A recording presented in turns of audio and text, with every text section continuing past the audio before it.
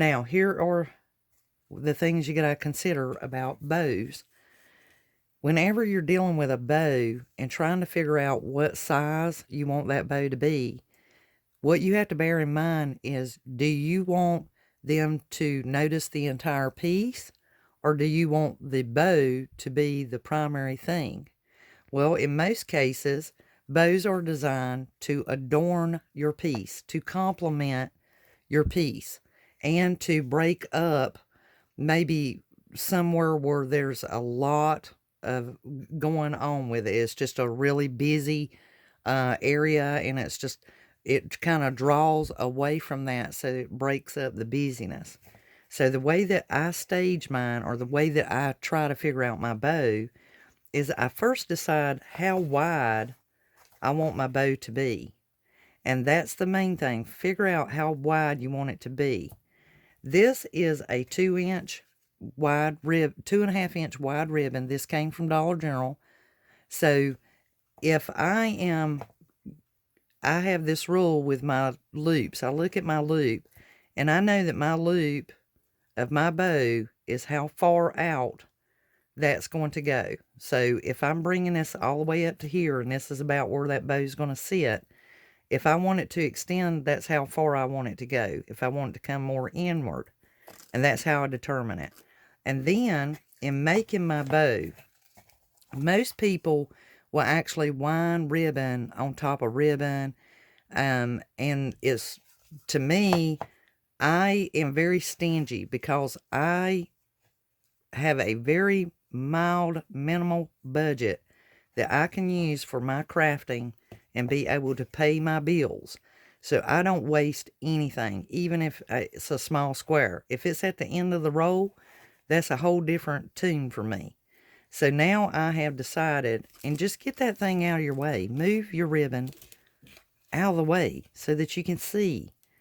And I know that if I go that way with it and I pinch it here, that's going to tell me where that bow is going to hit, where it's going to sit, how far out it's going to go. Is it big enough? Is it going to be enough for what I'm doing? And if I'm satisfied with that, then that's where the size I make my bow. So at this point, I'm pretty satisfied with that. Now I'm going to show you how I do mine so that you understand. And as you can see, this ribbon underneath is kind of ragged. And I actually, sometimes you're going to run into that. Now, you see where my bow is looped. You see where I'm putting my fingers. And I call that my halfway point, which means I'm going to cut this side right about there. And when I pinch that, it will hold together. It is not going anywhere. And once I make it, I'm going to be gluing it into place. So when you hear me say the halfway point, I always bring my first piece just beyond my halfway point. If you want to know your halfway point, you fold your ribbon and you look to see, is it beyond that halfway point, that first fold?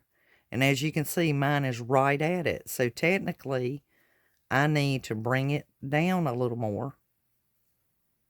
And you want to adjust both sides at the same time, so that when I bend that, it is just beyond the halfway point. That way I know when I gather this together and I get ready to fasten it, it's not going to slip out. It's not going anywhere. So there's no need to waste all that ribbon. To me, that is just, I'm not able to afford to do that. And I know that if I ever took this bow off, I'm not going to be using it on a project that it won't fit on. Most of the time when I make my bows, they're going to be used for a long time, and by the time I take them off, I can use them on something else, or they're going to have to be thrown away because they're just worn out. So you see the back side, and you see the first piece, how it came about. So at this point, I call it the fold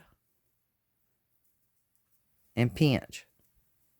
So I fold it, and then I pinch the sides.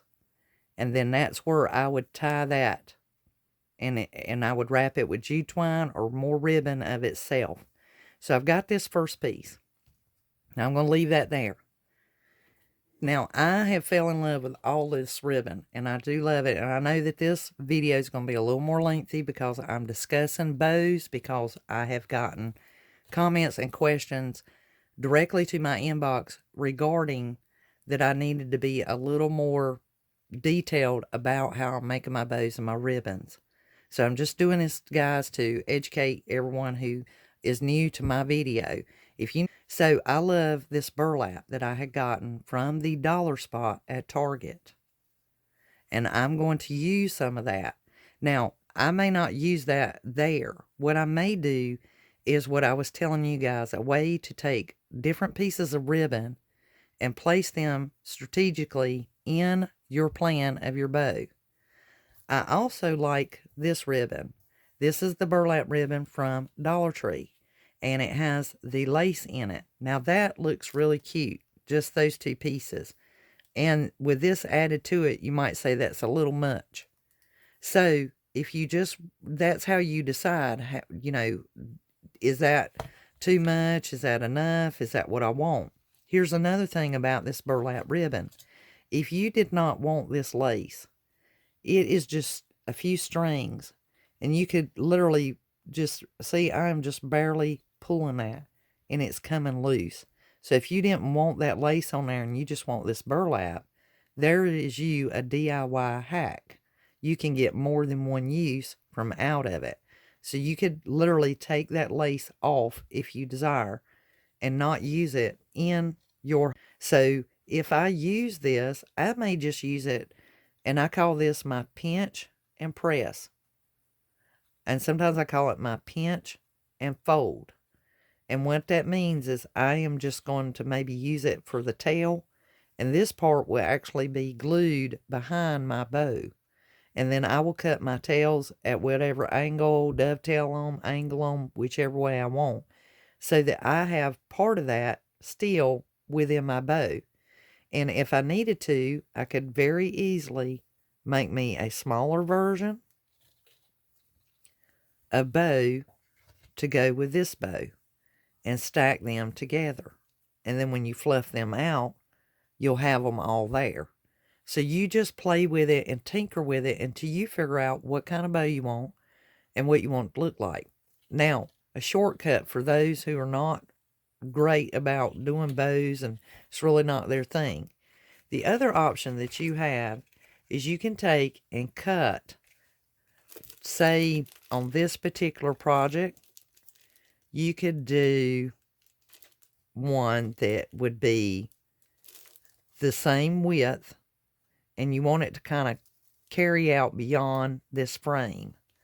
So maybe if you did one such as that, you would go out as far as maybe an inch, inch and a half from this frame. And so this piece alone that I just cut off is 7 inches long. So that's a 7-inch long piece. Now you could take another piece and go just an inch difference and cut this one at 6 inches instead of 7.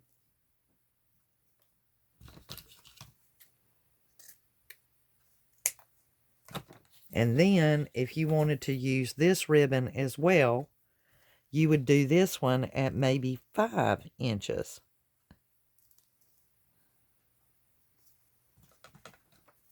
And cut that.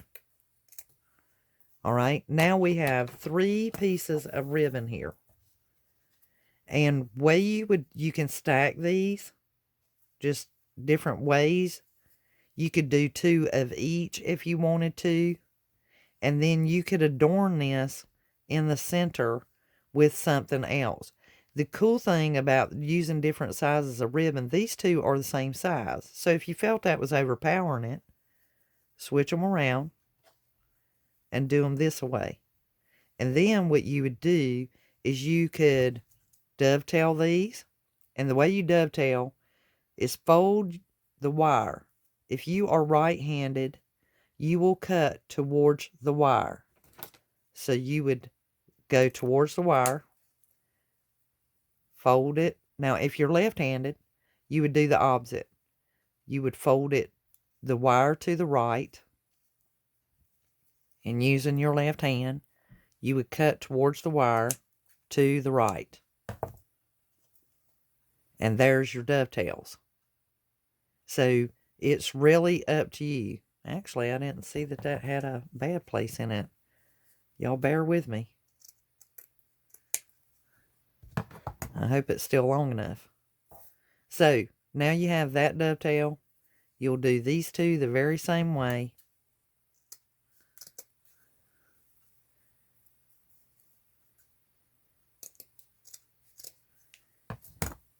And then you could stack them, or you can lay them in different ways. And then you could leave this one straight if you wanted to.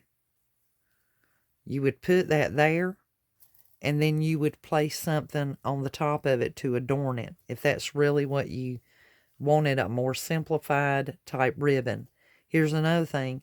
If you wanted to do two each of these two colors, and have a single of the red, that would look just as grand right there. And here's another thing. You can take these and tie them so that they are all bundled in the center. And that would make you almost a star effect type bow. And then you can turn it any way that you like to get it fixed exactly the way you want it. And you can use string, jute twine.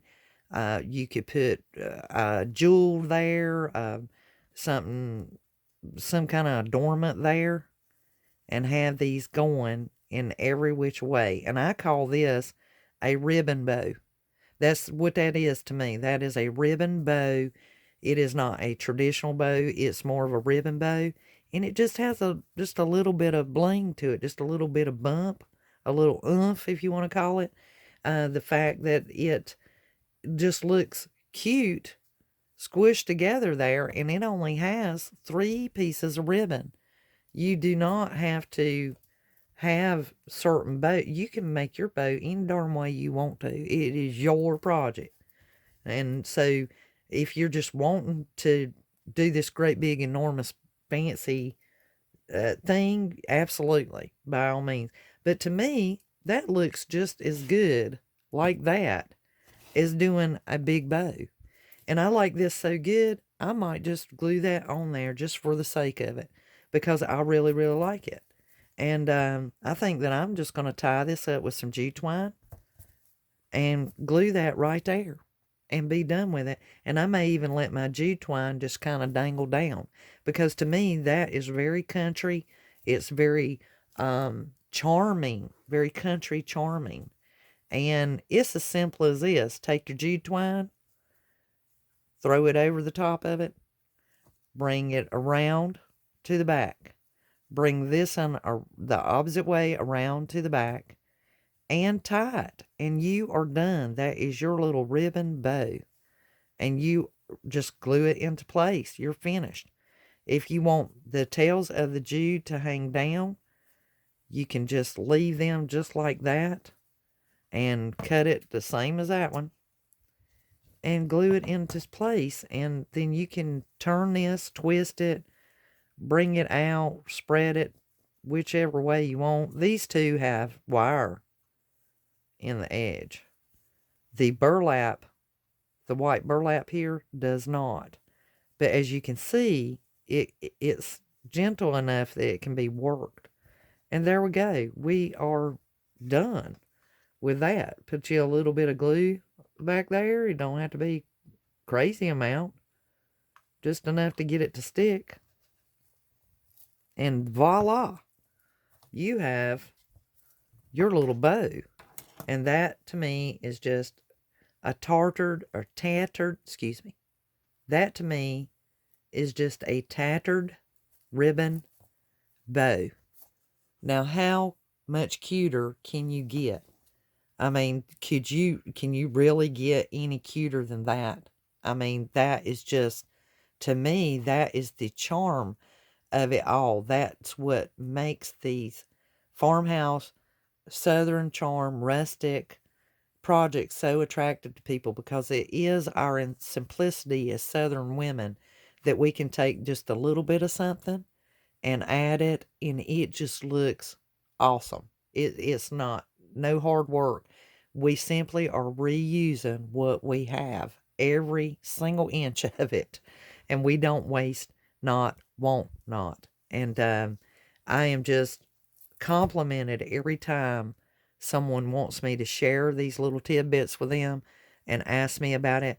And I really appreciate them, uh, being attracted to this and wanting to repeat this and put it on their things and do the same thing that we're doing and let others know. Share this with family or friends or anyone you think that might enjoy doing DIY crafts with us, especially Dollar Tree items.